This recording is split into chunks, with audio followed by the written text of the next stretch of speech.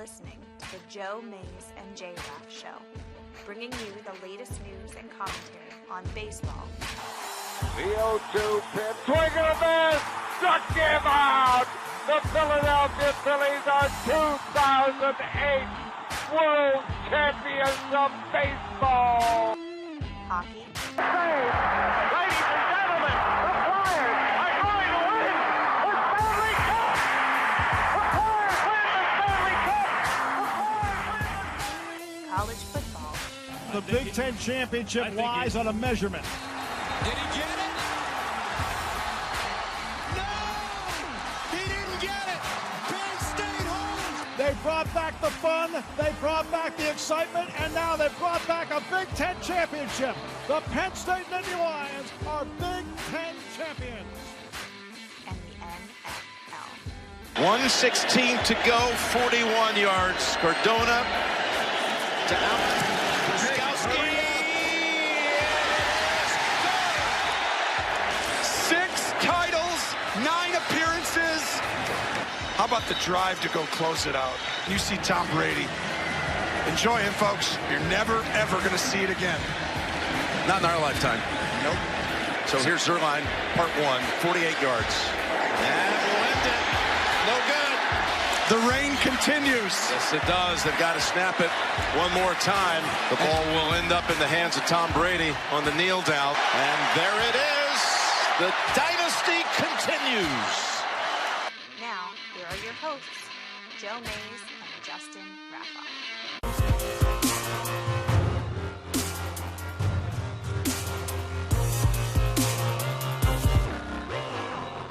Hello, everyone, and welcome back to the Joe Mays and J-Raff Show. I'm one of your hosts, Joe Mays, and sitting next to me, my co-host, Justin Raffoff. Yeah, it's good to be back. You know,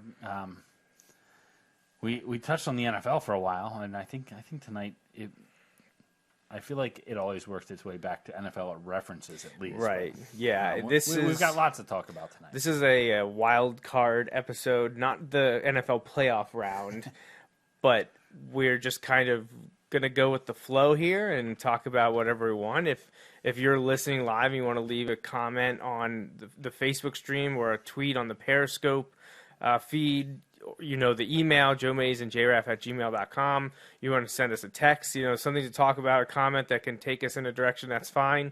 We have things that we can talk about, and we will start that way. You know, we want to talk a little Penn State, Phillies, and like Justin said, that we always have NFL to talk about, even if it is the middle of June.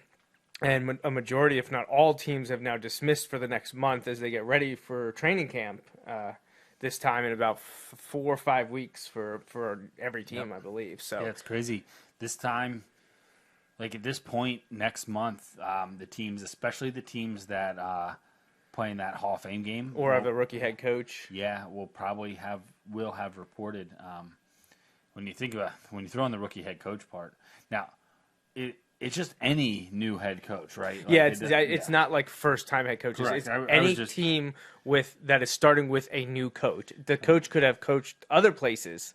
Imagine if that was in there, like that it had to be the coach's first year as a head coach. Man, that'd be different, huh? Yeah, like it. You know, there's lots of meaningless. Like I don't want to say meaningless. There's lots of weird rules. That would definitely be one of. Sure. So, Dad wants to give us a call. That's cool too.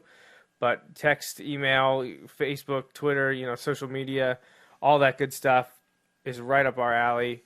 And we'd love to hear from you this evening, especially when we just kind of have this, you know, whatever. So it's almost like a impromptu listener special. But we are going to talk some sports topics that we're interested in. And I think first up is talk about some Major League Baseball, which we haven't done in a while. But we need to touch on the Phillies because we didn't do a baseball preview. Yeah. So we didn't get to talk about a lot. And I think actually all this baseball, the end of the hot stove and the start of spring training was happening when we had our interview with Chad Henne. Right. And then we took like 6 weeks off. Right. So we didn't really get to talk much baseball at all. And I know there's a few listeners out there that love when we talk baseball. So let's do some of that now and touch on the Phillies because, you know, there's only one sport that we don't share a love for the same team, and that is pro football. Every other sport we like We're Phillies fans, we're Flyers fans, we're Sixers fans, we're Penn State fans. So the only time that we don't have an agreement, although at least over the last few years, I can at least be okay with the Eagles, and I don't know that you ever hated the Dolphins. No. And again, much like, how you have evolved on your Eagles take, I would say where you're at now, that's kind of where I am with the Dolphins and kind of always have been. Actually, I probably would say I rooted for them when I was little because my mom really liked the Dolphins because of Don Shula, who was with the Baltimore Colts before that, right? So, but anyway, so with that, I liked the Dolphins when I was a kid, but they weren't like my favorite team or anything. But again, being in the AFC, it's not like it's not at all like a natural rivalry with the Eagles or anything like that. But I would root for the Dolphins. It's not like one of us likes the Giants, one of us likes the Eagles. Yeah, or I root for the Jets and the Dolphins. That would be tougher. But we're just kind of split there. So I mean for the Phillies, obviously the huge offseason. And the obvious one is Bryce Harper. So many ways. Right. The obvious one is Bryce Harper. 13-year deal, all that stuff, all those things. I had written it off. I didn't think it was going to happen. I was actually, I'll never forget that. This was a weird day. We had a half day of school, and then we had in-service in the afternoon. And for that in-service, I was in a group. Not everyone did this, but I was in a group that went and took a tour of the Career and Technology Center. Few reasons, we don't need to get really into those, but it was actually a really cool day, to get to see some of that stuff and kind of take bits and pieces that I can work back into class. It was a really good and useful day. On the way back, the bus didn't pick us up, so we're standing outside where all the kids are getting picked up at the Career and Technology Center, about 30 teachers, and there was no bus for the teachers. Nice. So there we are standing there. We were there about an hour longer than anyone else because the bus wasn't there to pick us up. But anyway, that aside, we were all on our phones, and next thing you know, someone got an alert that went through. And it's done. And it's over. I'd say about 10 different people, myself included, started cheering, not jumping up and down, but hugging each other. Yeah, high fives, and there were another 10 that were oh my gosh, that's kind of that's cool, but not to the outwardly cheer for it. Right. And then there were another 10 who were what is wrong with these Who people? are you? We've been stuck here an hour. How can you be happy about anything? Right. And I'm it's okay because we got Bryce Harper, kind of like our 2008 saying or 2009 saying. But anyway, that was a big one. But they also had huge pickups. If you look at Gene Segura, a big pickup, and JT Realmuto. Oh my gosh! Who so I go on and I do the check the contract years, and I'm what? We only have Realmuto to the end of the year. I'm no, we still have his arbitration rights too. Right. That's incredible. Oh my gosh! Yeah. So anyway, just the culmination of all those moves, being able to get Harper and then all that stuff. I think the Phillies are in a good spot. While I feel like they haven't hit their stride yet, but it's really hard when you have half your active roster on the injury list. The injuries have really hit the relief pitchers. Now, the outfielders are dropping flies. I mean, most people probably if you drop fries. Yeah. Unless they're your fries and you're dropping the flies. Yeah, the flies would if you drop the fries. But one of the big acquisitions was Andrew McCutchen, and he was lost for the year. Fortunate, Phillies in an awkward spot, and now McCutchen's out for the year. So they acquired Jay Bruce. They wanted him usually as a bench bat, a fill-in, and then he's starting most of the games he's been here and has played really well. Right. And now he's out. Now I think his is minor. Yeah, but I don't even know that they put him on the IL. I think he's day-to-day. Yeah. Well, and they also called up Adam Hazley, and then after two games from him, he's out with a groin strain. The heck? His groins and hamstrings, and just But then when we saw, I was watching live when Sir Anthony had to get pulled from the game, and they were fearing he was going to need Tommy John surgery, but right now they're trying to avoid that and hope that he's back this year, but it doesn't sit well for the future. Right. But yeah, it's just been. I mean, David Robertson's barely pitched. We haven't seen Tommy Hunter or Adam Morgan. Like these guys are, and Dylan Cousins isn't going to play probably the whole year. Roman Quinn just came back. Right. Oh, and then got hit by a pitch, and got hurt. So, yeah, it hasn't been smooth for the Phillies. Oh, and this is not an injury, but Odubel Herrera, gets essentially eliminated from the team. They've removed all references to him in the stadium. There's nothing. They removed all the banners, all that stuff that they have for all the players, not there anymore.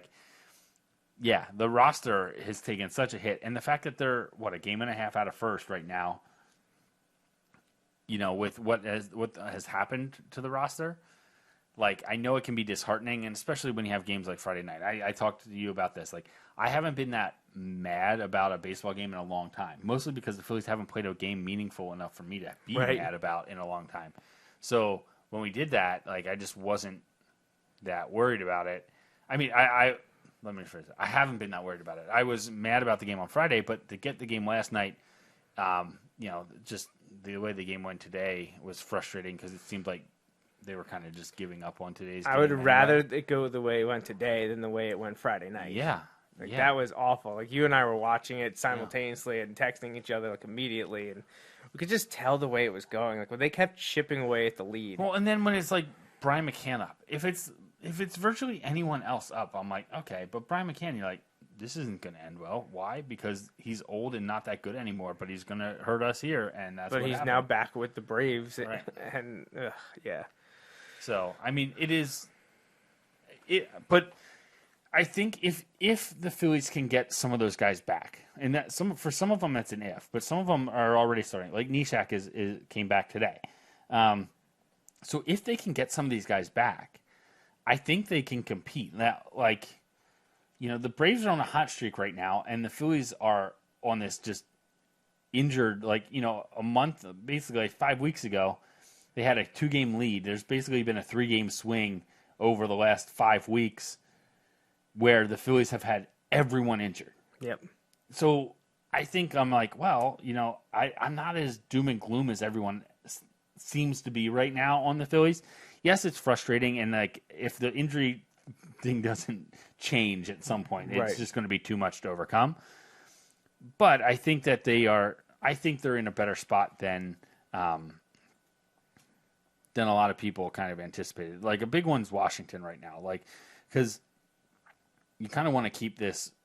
I want to keep this a Braves and Phillies thing. Don't let the Mets and Nationals. Yeah, don't let them. No, you don't want that. Except when they play the Braves. I hope they win some. The Mets play the Braves next. We play the Nationals next. Right. The Phillies don't play a non-NL team, NL East team, till after the All-Star game. Yeah, sometime in July. Yeah. So.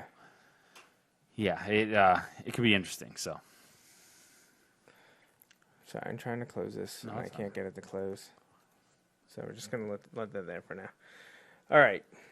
Well, things started out strong. The Phillies raced out to a 4-0 record. Yeah. Then they blew a game in, I believe, the 9th inning. Yeah, they've lost at least 2 games. And actually, I don't know what the count was on McCann on Friday night. Well, they had 2 outs. Right. But I know they've lost 2 games this year where they had 2 outs and 2 strikes on the guy. I don't know what the count was on McCann, but if he had 2 strikes, that would be at least 3 where they had 2 strikes and 2 outs on the guy. I think he may have had 2 strikes. I think he may have. That's absurd. Yeah.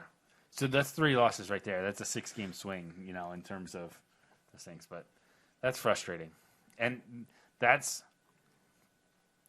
to be honest, and this isn't necessarily a bad thing, but this team feels more like a 2007 Phillies team to me than a 2008 Phillies team. Yeah. I feel like they can get streaky. That. They can get really streaky. They've got a lot of good pieces, but you're still kind of like, they leave you wondering at times. That one turned out okay for the time. The team made the playoffs. They closed that lead on the Braves or on the Mets, which was incredible. Yes. But I think they're building. They've got a lot of young pieces. Some of these guys you gotta figure out some of these positions, but I don't know. I'm not sure. Like, I would have been. I was interested in Keuchel more so than Kimbrel. Kimbrel. Just, I don't know. Like, I say that watch him have a great year, but like, those guys haven't pitched at all yet, and now they're like, oh, they'll probably be ready in July. What do you mean July? Like, what were you doing?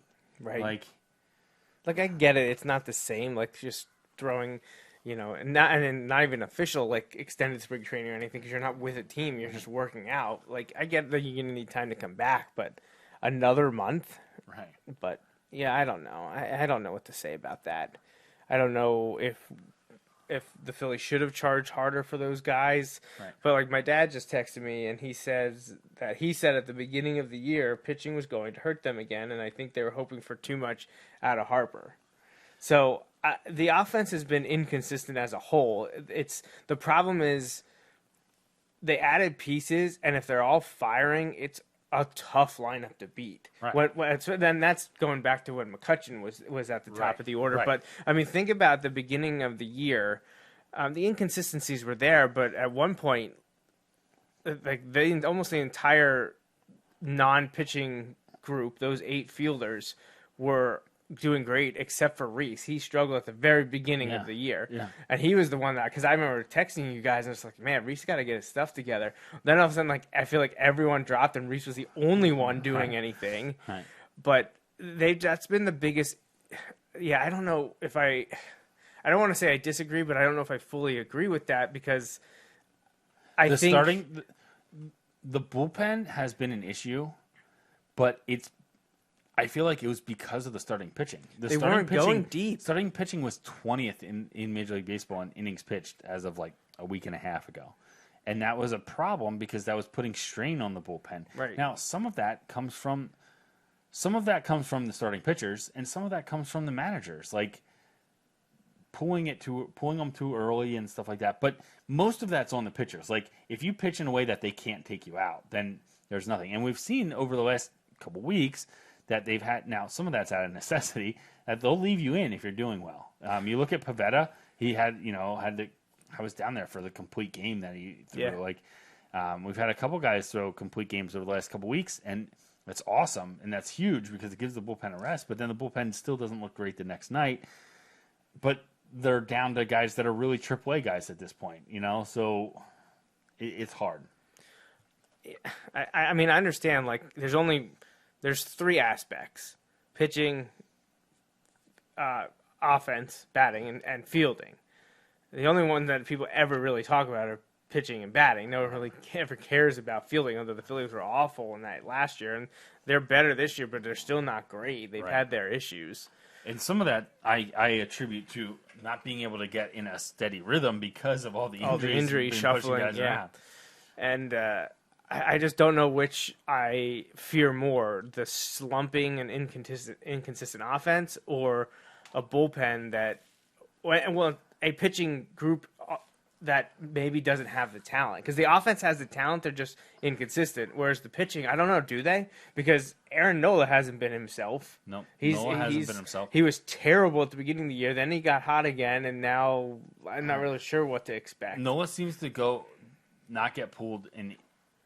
Like, for all the fuss over leaving pitchers in, like, not long enough, Noah has been, like, left in too long. Just hindsight's 20/20. I'm not saying they actually left him in too long, but, like, he's been, like, 1 inning short of being good a lot this year. And, so, like, Noah is a wild card. So is Arrieta. You never know. Like, Pivetta got sent down and then came up and has been stronger since, but has been had problems. It's just it is hard. Like, I don't know that the pitching is there, especially in a fashion where you look like that's what you need. You need guys that are going to be dominant for 5 or 6 innings, 2 times through the lineup, and then you go to your bullpen. And with the injuries, I think we have the guys that can be dominant for 5 or 6 innings. I really do. Like, I think Noah can give you 5 or 6 strong innings. I think Arrieta can give you 5 or 6. Pivetta can give you 5 or 6. Okay, Elflin? But the bullpen, I think he can, like, as a 4, or something like that. Velasquez or Irvin. Well, that's where you start getting to, like, I don't know. Because Velasquez looks like he needs to be in the bullpen. He's been much better at the bullpen. Right. He was terrible today, but I kind of attribute that to, like, getting thrown to the fire. Right. They're like, we don't really have a starter for today, so we're going to go with our starter who worked his way into the bullpen. Well, what was the? I missed. Why were they messed up like that? I don't know. I think it was. I don't know. I'm not exactly sure. Well, but like you hope on a day like today, you can at least eat up innings, and no one could do that because they were terrible today. So. I mean, I don't know. We'll see what happens. I mean, they have. And I know people are mad at Kapler, but like people always look at the injured list. Like, what's funny is a lot of the people, not a lot, but there are people who did not like Charlie, didn't like Charlie Manuel, like because he always did things by his gut, and like he just has a personality, I guess, that like I like, but some people like it rubbed them the wrong way, like all this stuff, like he wasn't fiery enough, kind of for them. Well, he was old school, but then like you get Kapler in there, and they don't like Kapler. Well, who do you want? Like right. They want Larry Boa, who proved that he's not a head coach. Like he's had his chance. Is that really what people say? That's who they want? I feel like I've heard a number of people say that. Yes, but I don't want Larry Boa. I don't want. I wanted Ryan Sandberg to work. Yeah, and that was a dumpster fire. That did not work. No. And I think that can be seen by the fact that like he's nowhere close to being back as a coach. Yeah, I don't like, even know what he's doing right now. Like I feel like the Ryan Sandberg thing, along with being in Philly at that time, was like the worst possible scenario. Like, he'd been trying to get a shot for so long, and it didn't come, and then you got it on and it was terrible Phillies teams. Yeah, it was not good. I think if they can weather the injury storm and get some of the guys back, and just weather the storm till the All-Star break, I think they have a legit shot to be a playoff team. I'm not discounting them. I'm not saying, but it's going to be a struggle all year because like they should probably have 4 or 5 more wins at this point in the season than they do. Have to win your division, and you probably should win your division. So, yeah, like you don't want to be a wild card and have to go to a 1-game playoff, especially like in the Phillies position. Who do you pitch in a 1-game playoff? I mean, you have to go Nola. I guess. I mean, I don't. Who else would you? I think. But see, here's the thing: if you're playing for the wild card, you're pitching your guys right up through, probably too, possibly, like right through the end. Right, and then the rotation of the rotation will matter. Right. Yeah, I don't know. I mean, it's tough. It's one of those things, like, because I was thinking about this during the Wilson baseball run, because you wanted to give the ball to Holman every game if you could, because he's quite the talent as only a sophomore. But if it came down to it that he could pitch, but do you throw him in that game or do you save him for the next game? But there's no guarantee there's a next game. In the district semifinal, they didn't pitch him. They saved him for the district he could championship. Have, and they were like, no, we want him for the next game because they're like, it's either the district championship or the state qualifier, and we want him for that game. And I'm like, well, kudos to that. And it worked. And it worked because they ended up winning the district championship and actually won 2 games in the state in the state playoffs and got to the Elite 8 and lost by a run. And it was fundamentals that got them not pitching or batting. It was the errors took them down. But man, what a heck of a season they had, man. I'm like tongue tied there. What a great season they had. Absolutely. They're super young, so it'll be fun to watch them next year as well. But yeah, I'm not concerned. I'm concerned about the Phillies just because I get concerned day in, day out. But it's a long season. They're a game and a half out of first midway through June with all these injuries. If they can get right and maybe add a pitching piece. Now, here you go. If you could add one pitching piece, would you add a bullpen arm, like a good bullpen arm? I'm not even asking you to name names, but let's say you could add a good bullpen arm, or you could add a solid, like, number 2 or 3 starting pitcher. Starter. I'm picking starter because, like you mentioned earlier, if you're getting someone that can throw a quality start or better every time out, it makes everyone else around it better. So, yeah, absolutely. If I can get a number 3, I don't really know. I mean, I still Noah's number 1. I would probably say Arrieta's 2. So if you can get a guy to slot in behind them or make Arrieta the 3, right. Like now I'm happy that's how I look at it. Like you look at all right, well, if you add a guy who's a 2 or a 3, well, that makes your 2 now your 3. So, like, when you're matching up against other teams, you've got a guy that you had as a 2 going against their 3, you know? And then that 4 and 5 guy, when you get down in basically that 5th guy, or maybe the guy who's 5 now, becomes a bullpen guy, right. you know, like, and it's just, it's all about matchups. So, it just gives you more flexibility if you have some success across the board. Well, once the playoffs really get going, you only throw 4 arms usually, right? Yeah. So, and it's all about the pitching there. You need the pitching there. Absolutely. So we'll see what happens with the Phillies, but we're not going to just talk about baseball. So why don't we touch on Penn State a little bit here? Okay. Because I don't know. I mean, anyone that follows Penn State knows that things have been fishy recently. Right. It's kind of one of those things where it's like the sky is falling, and like, just get me to the season. Right. That's pretty much when where I I'm look at. at things like, it's been a bumpy road the last couple weeks. However, like, as I've said to you, let's get to the season. Like, let's get to the season, because I am the firm believer here that, like, this season is going to mean a lot for Penn State football, good or bad, or somewhere in between, which is probably where it'll end up, just because that seems to be where it is. You know, it's kind of one of those where you're like left thinking it should have been better, but you look back and you're like, it could have been worse. That seems to be what we've had lately.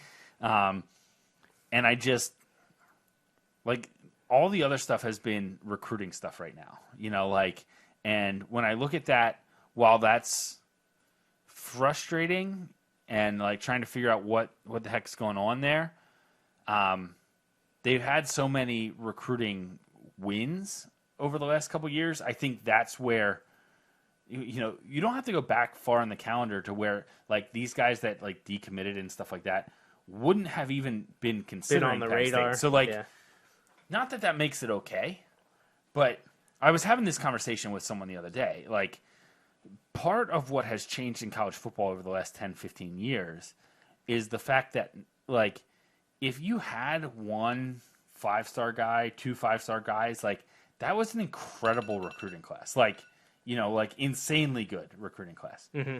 Now there are teams like Clemson rolling out there and getting double-digit, like, 5-star guys. Right. You know, like, and Alabama had gotten to where they are because their 2 deep is filled with 5-star and 4-star guys. Right. You know, like, I think this was maybe this year or, like, last year in one of their playoff games, there was a thing where they had their second string in because they were blowing somebody out like crazy. And there's still a bunch of in 4 the and playoffs, 5-star guys. and they had more 4 and 5-star guys on their second string than, like, entire conferences had.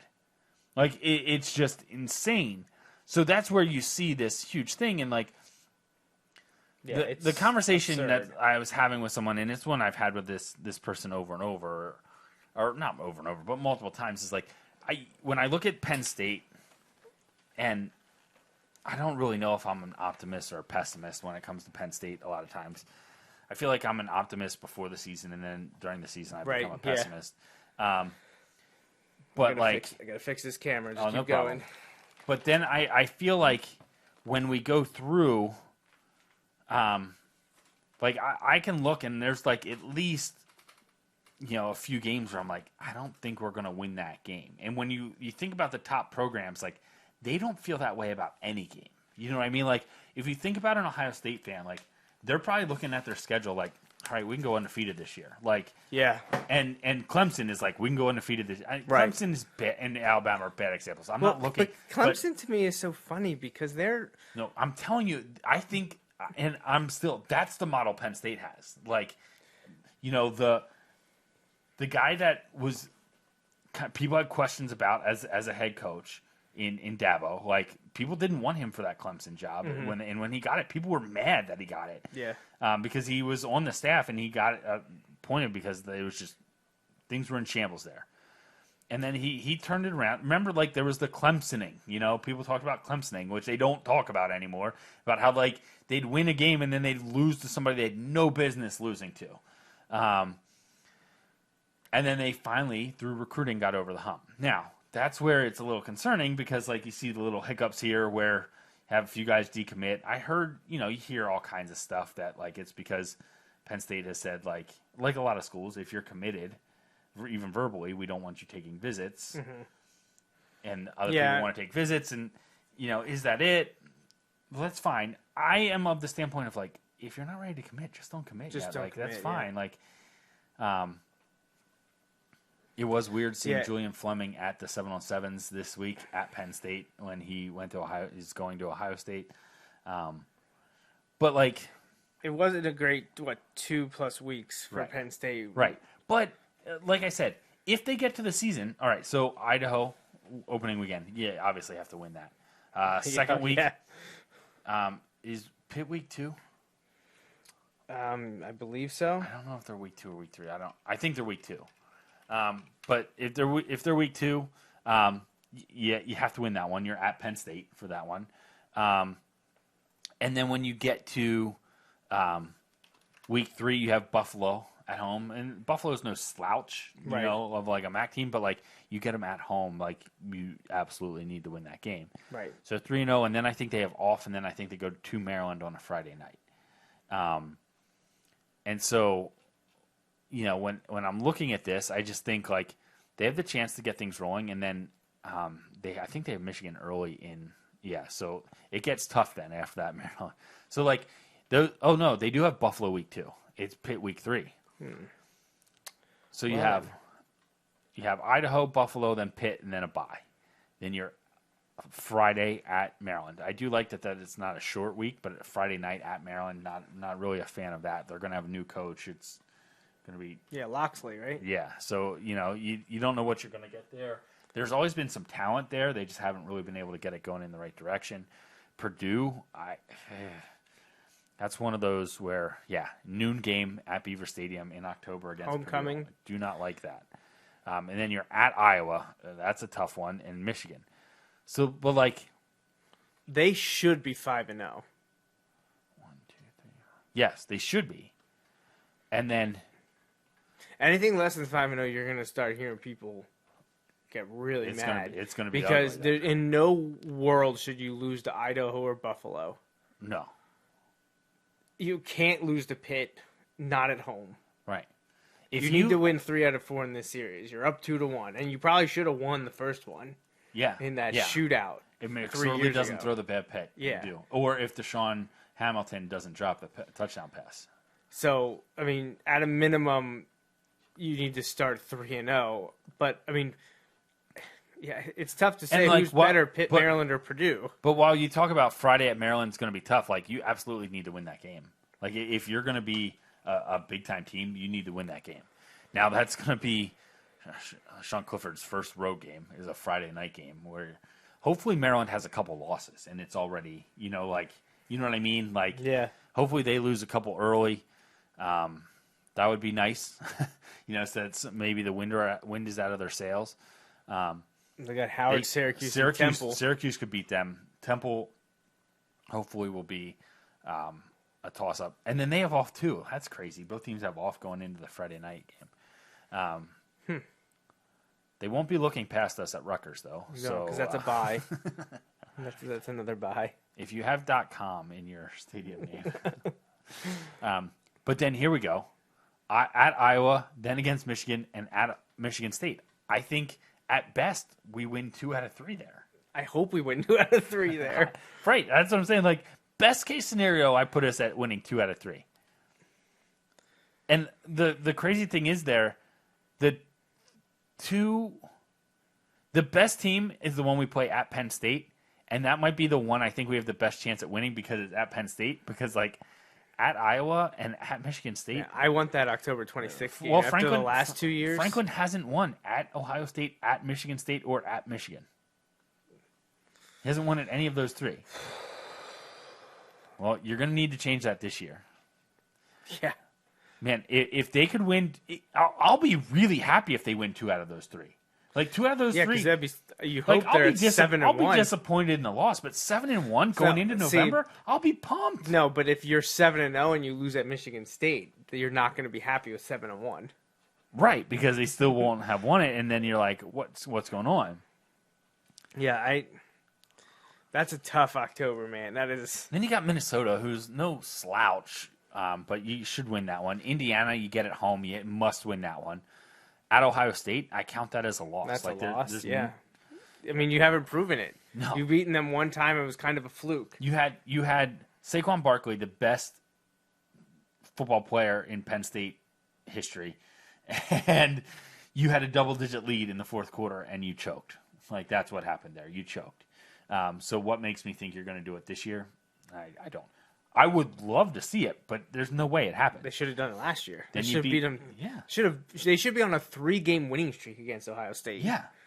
The game they shouldn't have beat Ohio State is the the game one they they beat won. them. Yeah. Like, Oh gosh. yeah, that's why it's so frustrating. Then they should beat Rutgers. So let's scroll up here and let's go through and do our records. Oh gosh. Oh boy. Here we go. Yeah, I'm putting you on the spot. You are putting me on the spot big time. All right, Idaho, I'm going 1-0. Oh, I agree with you. All right. Buffalo 2-0. Pitt 3-0. 3-0. Maryland. They beat the bye week. Maryland 4-0. Here we go. Now it's getting real. Okay, they're not losing to Purdue at home on homecoming. With I say long week. You get the extra day. I just don't see it. Like, that's what I'm saying. Like, I expect them to go into Iowa undefeated. Okay, so we're going to go 5-0.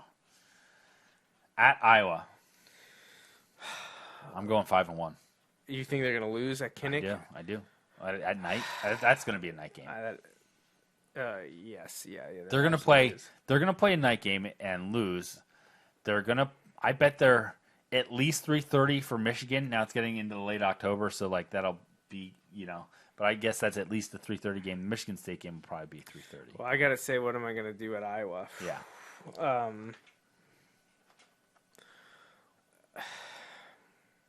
See, I feel like if I go win at Iowa, I have to go win at Michigan. But if I go lose at Iowa, I feel like I'm going to have to say lose. I feel like they're staring down a 2-game losing streak here in the middle of the season. They easily could lose at Iowa against Michigan and then at Michigan State, and then you have a bye and you haven't won a football game in a month, which happened to them this year. I don't think. Fine, I'll match your loss at Iowa. All right, so 5-1. Michigan at home. I say they beat Michigan at home. I'm going to go 6-1. But then lose to Michigan That's State. That's what I'm going to do. 6-2. Absolutely.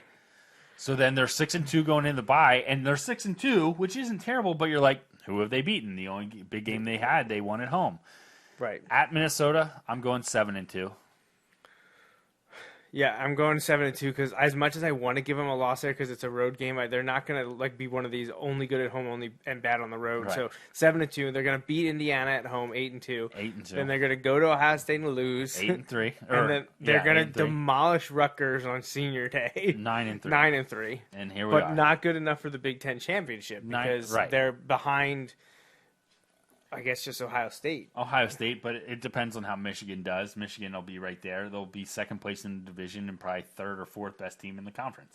I mean, honestly, well, no, because, unless Ohio State loses to someone else, I was going to say there could be a round-robin three-way where Ohio State beats Penn State beats Michigan, Michigan beats Ohio State. Michigan didn't beat Ohio State last year. I'm not sure it's ever happened. It's never happening again, ever.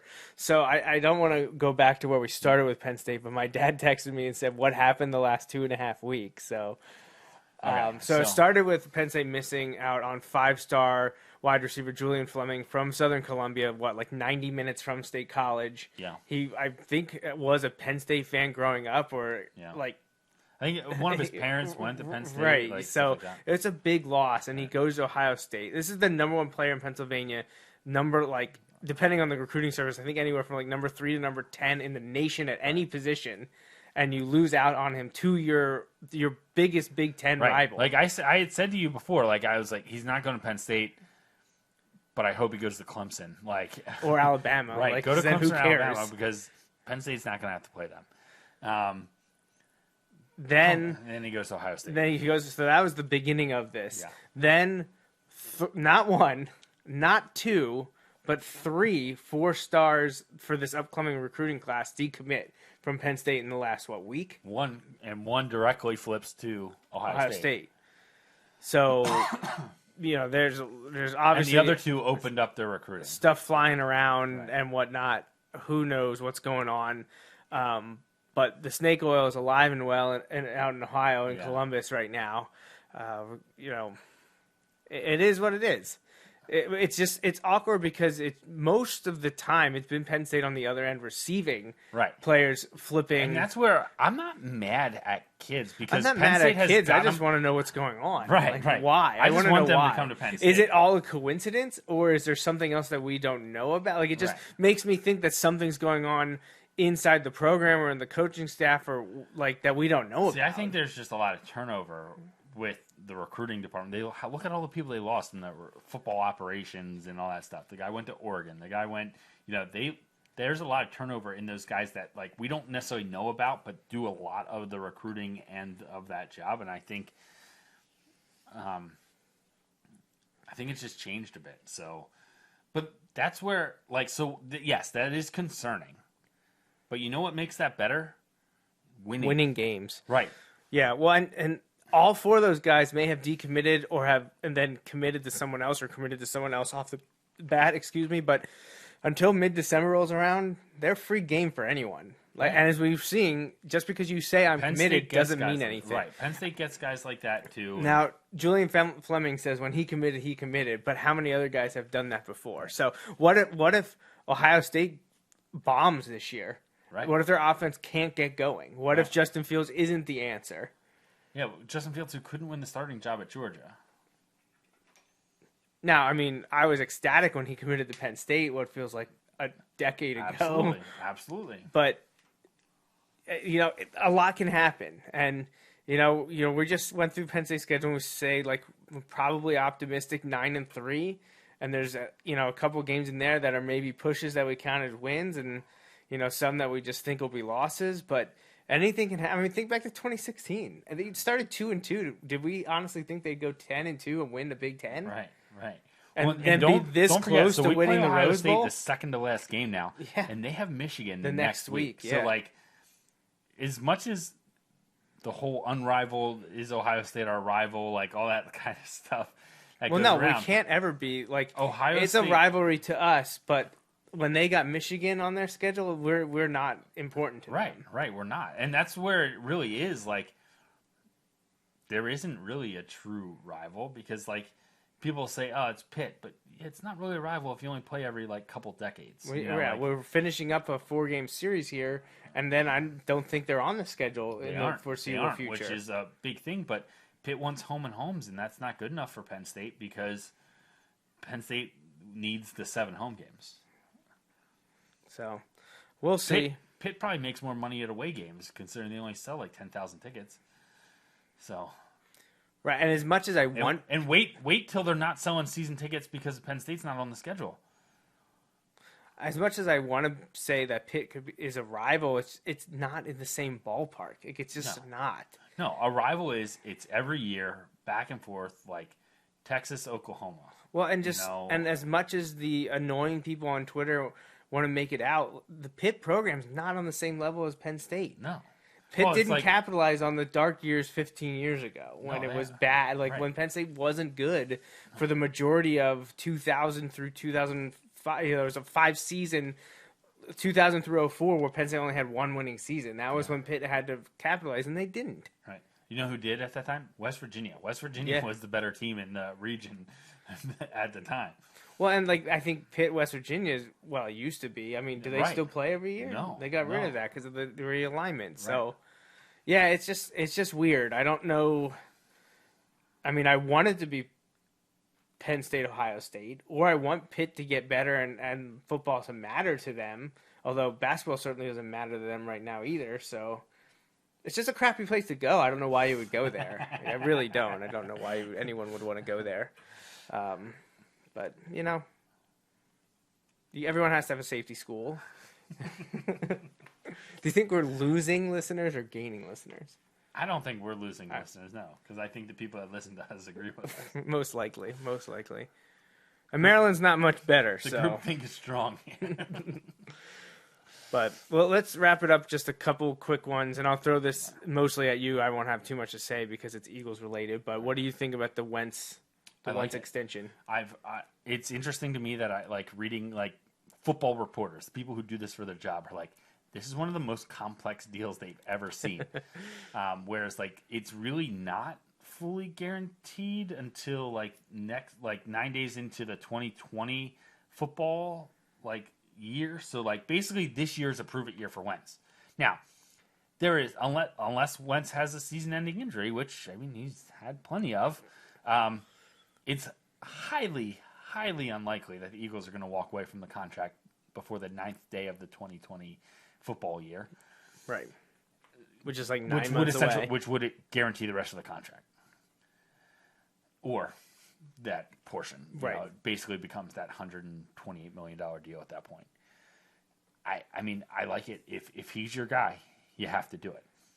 An average salary right now, so not counting when Dak signs, not counting when Goff signs, not counting when all these next guys, when Baker eventually signs and all. I know we're a couple years away from that stuff, but like he's already going to be 7th in average salary. Not 1, not 2, not 3. Like, yeah, you're paying him a lot. But you're not paying him crazy money. Yeah, it's all relative. But you're not paying him crazy money. What are you supposed to do? Like, he was the MVP. He still should have been the MVP the year they won the Super Bowl. Right. He had a better year than Brady. Like, I know Brady played all the games, but he had in the 13 games he had a better year than Brady had in 16 games. Like, he didn't show the same thing last year, but like I'm convinced that he's more than good enough. Like, I think he's a top 10 quarterback in the NFL, and they're paying him as a top 10 quarterback. No issue. You have to go for it. Like, trying to reset. Like, if you didn't do it, you're basically saying we're going to have to move on. But we're too good to be at the top of the draft, so we're going to have to trade more draft capital to get up and try and get our next franchise guy? No, not going to happen. I like that they did it. If you are convinced that he's your guy, then you have to go with it, and that's what they did. And I like that they did it before Dak signed, who has to sign, doesn't have to, but is going to have to sign this summer because he's not a first-round pick, so they doesn't have a fifth-year clause. He doesn't have an extra time. So, they're going to have to sign him this year, and now what do you do if you're the Cowboys? You know what they're going to do. They're going to sign him to more than what the Eagles just signed Wentz to. All right. The Cowboys, who are in worst cap position to begin with, are going to have to sign their quarterback, who I believe is not as good. Has produced, but at their best, I take Wentz over Dak every single day. Well, I don't know that you're going to get an argument against that from me or the guy listening. And you're going to pay Dak more. Okay. To a team that's already strapped. Like, when you run through that list, I know it's a group of veterans, so you never know when that drop-off is going to come. But when you look at that group of veterans that the Eagles have signed, locked up for the next 3 years, it's unbelievable. They have 18 core guys locked up for the next few years. So I feel like the window is still wide open in Philly, whereas I feel like, all right, you're going to sign Dak to that huge deal. What are you going to do with Ezekiel Elliott, who he's going to thinks and knows he's better than Dak is? You know what I mean? In terms of, but he's a running back in a position that doesn't. He also makes stupid decisions off the field.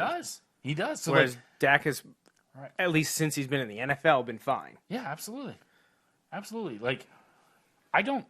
is one of those players that I just like him because he plays for the Cowboys. Right.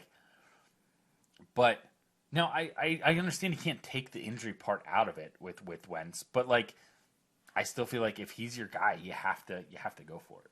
So. Not to jump back to Penn State, but it's something, I don't know if you've read this article or not, in Yatir Gross Matos. Did you read the ESPN article? I saw it, but I didn't. It is crazy. It's absolutely absurd what him and his family have gone through over the years. But he's one of the reasons I'm excited for the season is to see what he's able to do this year and how the Penn State defense is going to be, especially with Micah Parsons probably slotted in the starting role. I saw Phil Steele name both of them preseason first-team All-Americans. So Penn State having 2 first-team guys on defense, when was the last time that happened? Was it 90? I was going to say probably 90. I was going to say 99 because wasn't that when LeVar and... I don't know what year that was. Yeah, yes, I was thinking that was probably... it would have been the 99. 99 when LeVar and Courtney Brown. So, now you got Browns took Courtney Brown. Micah and Yatur. So, but yeah, his father, Yetur Gross-Matos' father, biological father, passed away basically saving him in a boating incident.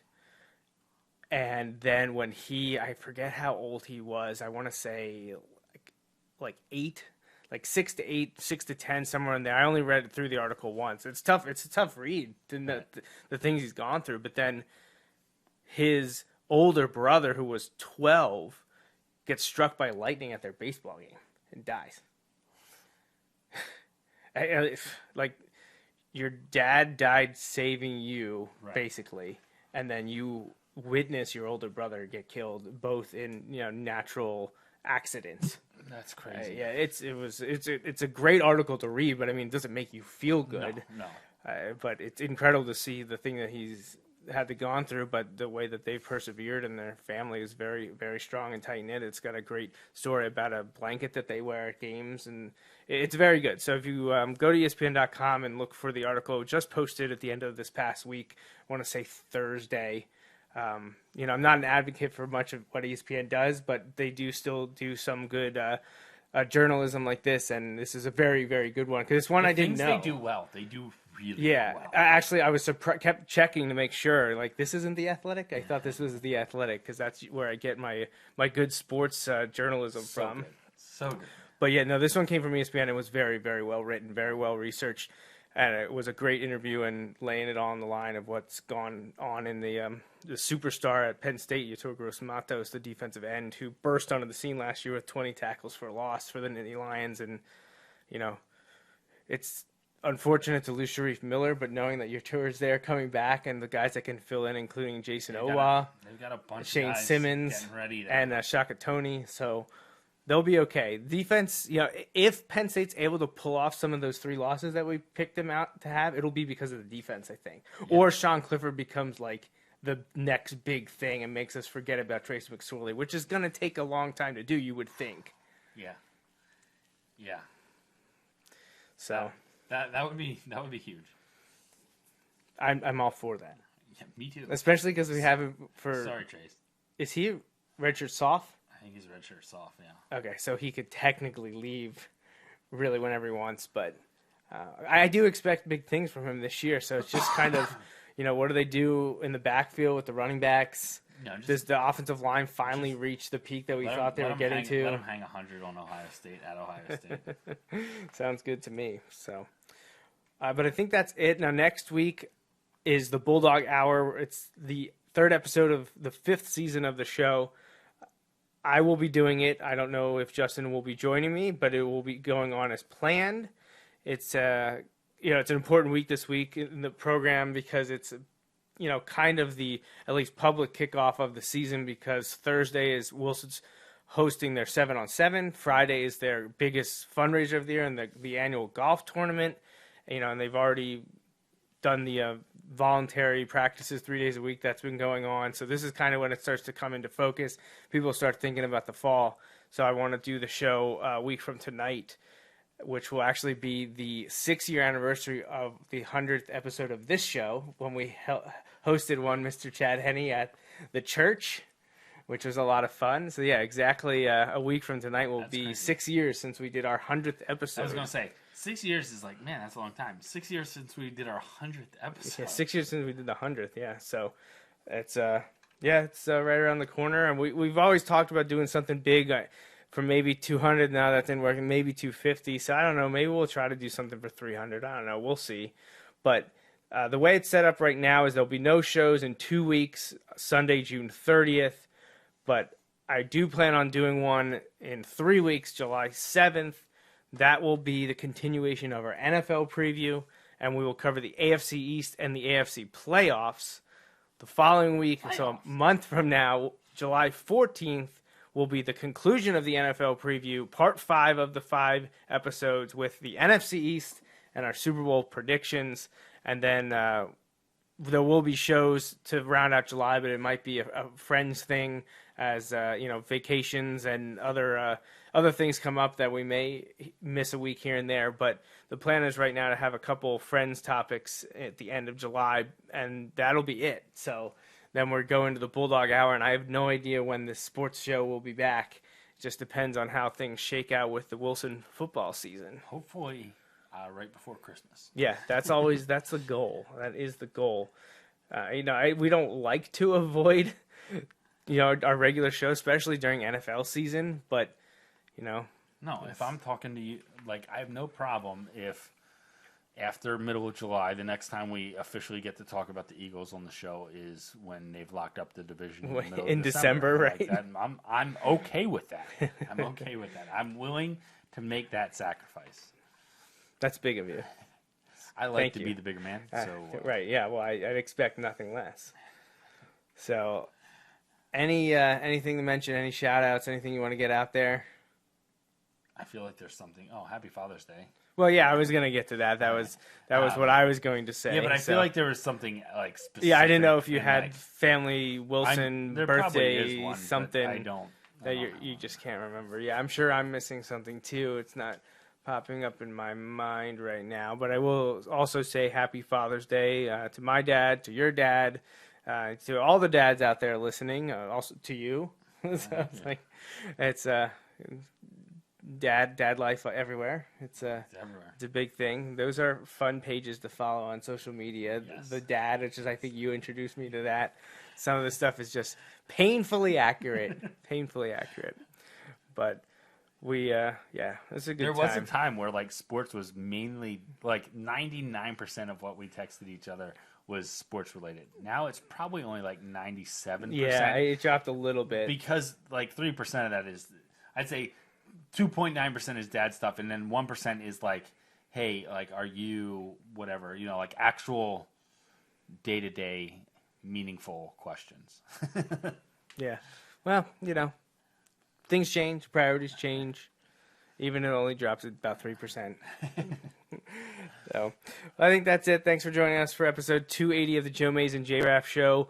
We will be back in 3 weeks with this show on July 7th to continue our 2019 NFL predictions with a look at the AFC East and the AFC playoff scenarios. So until next time, I'm Joe Mays. He's Justin Raffoff. Thanks for listening. Thanks for listening to the Joe Mays and J-Raff Show. Tune in every Sunday for the latest sports discussions from Joe and Justin. Each episode is available live on Facebook Live and can be downloaded or streamed on iTunes and SoundCloud. You can interact with Joe and Justin on Facebook and Twitter, and stay up to date with the guys at joemaysandjraff.com. The Joe Mays and J-Raff Show is part of the JMNJR Radio Network. For more info, visit jmnjrradio.com.